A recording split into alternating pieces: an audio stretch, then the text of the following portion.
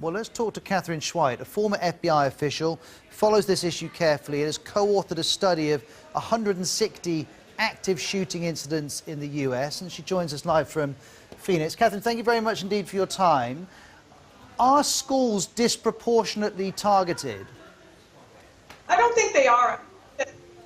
More that they make the news more. In fact, in the United States, these types of shootings occur more often in businesses, almost twice as often in a business environment than in a school environment. I think it's just that the school environments really shock our conscience. And I was mentioning that some people claim Americans have become normalized to this. Does that in any way reduce the chances of them happening? Because after all, some people are motivated by the attention that they'll get.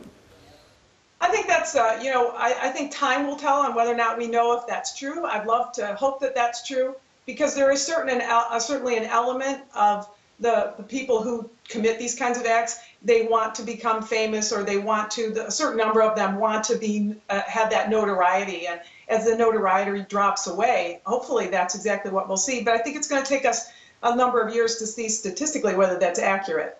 And you've studied 160 of these incidents. What conclusions have you drawn? Are there common elements to all of them? I think that one of the things that surprised me, even when I was doing the research, is that this is a very volatile situation for the law enforcement who respond. Very often a law enforcement officer is killed or injured in one of these instances, more often than almost any other type of incident in the United States. So it's a very dangerous situation, even for the law enforcement officers who respond.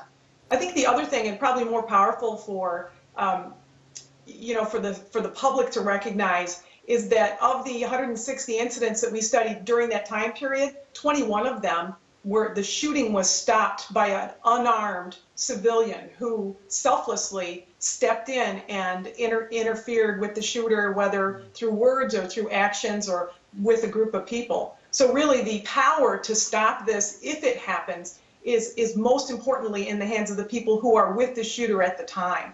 Well, that's interesting. That is interesting, and every time we report on one of these shootings, the debate about gun control plays out. But are there other measures aside from gun control that you think would reduce the frequency or the impact of these attacks?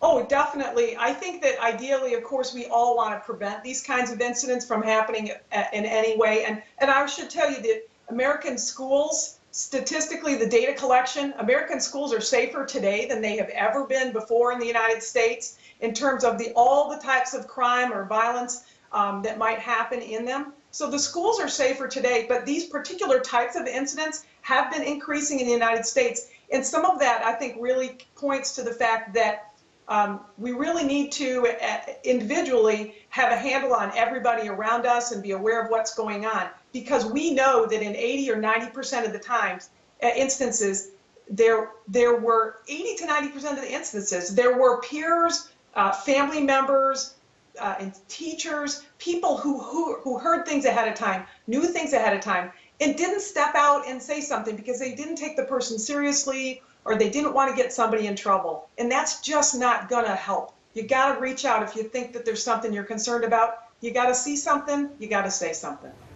Can I ask you about the media? I'm obviously particularly interested in this, but the media's role in these stories is often criticized, saying it turns these events into something that looks like a movie, the drama of it all. Do you think that the US media, or indeed the international media like the BBC, gets it wrong when these events happen? Well, I think that if you had asked me that question when Columbine High School occurred in 1999, I would have said yes. I would have said, in retrospect, it's easy to see that the media back then, and even during the time of, one of our most horrific shootings at Virginia Tech University, at a theater here where dozens of people were killed and injured, dozens and dozens. The shooter was the focus often of the media stories. I would say certainly here in the United States, and even look at this conversation that we're having right now, we're not talking about the shooter in Kentucky, we're talking about other things. And that's the way the media is getting it right in terms of being a responsible and social part of the community, to say our focus has to be not on glorifying a shooter, it has to be on how can we prevent, how can we predict, how can we help somebody recover when they are involved in it. One last question for you, Catherine. We talk about Americans becoming desensitized.